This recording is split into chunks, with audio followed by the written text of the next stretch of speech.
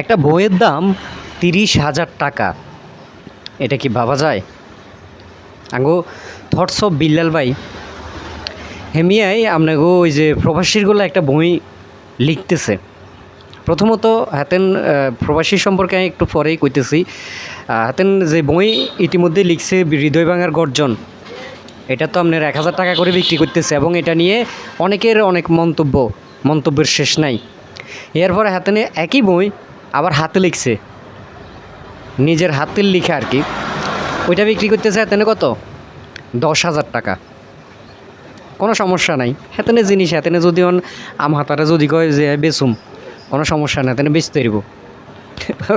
বাঙালি তো পাবলিক খাইব, public viral জিনিস খায়, এটা বেজালক বা যেটাও খায়। ওই যে কদিন আগে ফুডিং বিক্রি করছিল দেখছেন না, নাচি নাচি হলাই গিয়ে হিজা অন ভাইরাল। হিজারও অনগা কত মানুষ, কত আর টিভির মতো চ্যানেল পর্যন্ত গেছে হেতারে আপনার হেতার সাক্ষাৎকার লইবার লাই। বাঙালি খায়, যেটা ভাইরাল হইব ওইটা ভালো হোক খারাপ হোক কোনো সমস্যা নাই, ওটা খাইবই। তো এতেন এখন যদি লিচু হাতা খুলিবে আছে হেও হাতেনে 1,000 টাকা বেচতে পারবে, হাতেনে জিনিস কোনো সমস্যা নাই। আপনার মন চাইলে লোন, মন ন চাইলে আপনি লইন না। তো এটা হলো কিন্তু ওমর অ্যান্ড ফায়ার, জুয়েল ভাই মানবতার ফেরিওয়ালা এবং আঙ্গো থটস অফ বিল্লাল ভাই, এই তিনজনের ভিতরে কিন্তু মানে হাড্ডাহাড্ডি লড়াই চলের।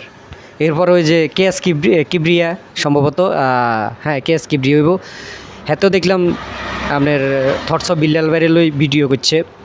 তো সব মিলাই দেখলাম যে বইটার মানে শতকরা আপনার 80 জনে বইটার বিপক্ষে, শুধু দামটা লই মানে বই হিসেবে বইয়ের দামটা থাকার কথা আপনার 70 থেকে 80 টাকা বা 100 টাকা, কিন্তু এই বইটা বিক্রি হইতেছে 1,000 টাকায়। মানুষের ইমোশন লই খেলা করতেছে। কারণ যারা হেরে দেখি কন্টেন্ট জগতে আইছে হেরা কিন্তু লইব, শর্মহই হোক যেমনি হোক হেরা লইব 1,000 টাকার দিকে ঋন্তু নয়। এবং হাতে কিন্তু একটা ব্যাখ্যা দিছে যে 60টা ছড়া আছে, এই 60টা ছড়া, একটা ছড়ার থেকে যদি একটা ভিডিও ভাইরাল হয় তাহলে $1 করে আইলেও $60 আইলে বইয়ের দাম 5 গুণ উঠে যাব। মানে হাতার ব্যাখ্যায় এরকম আসিল আর কি। তাতে আবার শুনতেছি যে নতুন করে আবার আপনার প্রবাসীর গড়ে লই ভিডিও বানাইব, আর সেই প্রবাসীর গড়ে লই বই লিখব। তো সেই বইয়ের ভিতরে প্রবাসীর যে কষ্ট, দুঃখ, যন্ত্রণা এইগুলা তুলি ধরব আর কি।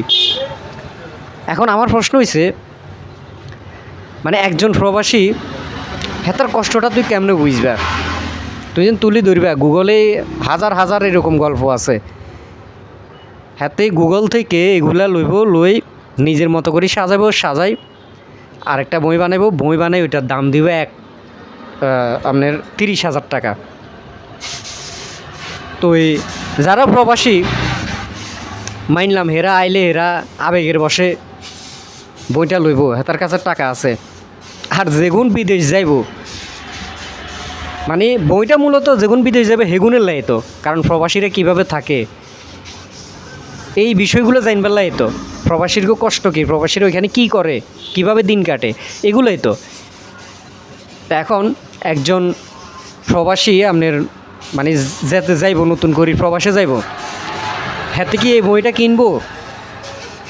হেতার দ্বারা কি সম্ভব যে 30,000 টাকা দিয়ে এই বই কিনি, এই বইটা ফুটবো যে প্রবাসের মানুষের জীবনযাপন কিভাবে যায়, প্রবাসের মানুষ জীবনযাপন কিভাবে করে? এটা কি মানে ওইব? বড় বড় যে কবিরা আছে না, হেগুন গেছে গো ভালোই হয়েছে, কারণ হেগুন যদি অনকা থাকতো এমনিই চলে যেত যে আমরা এত সাধনা করি কবি হয়েছি। আঙ্গু বই বিক্রি হয় আপনার কত 50 টাকা, 100 টাকা, 200 টাকা, 300 টাকায়, আর হেতার বই বিক্রি হয় কত 1,000 টাকায়। তার মানে হেতে আঙ্গুতুন দ্বিগুণ আপ লেভেলে। তো আপনার যে প্রতিভা আছে দেখলাম বিল্লাল ভাই, আমরা খুশি। হোটেল বয় থেকে আইসেন, ইয়ানে কন্টেন্ট ক্রিয়েট করছেন, অল্প দিনে সফল হয়েছেন, সব কিছুই ঠিক আছে। আপনি রেগুলার আপনি কাজে লাগান, এসব দামদামি বাদ দিয়ে এগুলারে কাজে লাগান ভাই, ভালো হইব। অযথা মানুষের ইমোশনগুলো খেলিয়েন না। এখন যেটা করতেছেন এটা হচ্ছে মানুষের ইমোশনগুলো খেলতেছেন।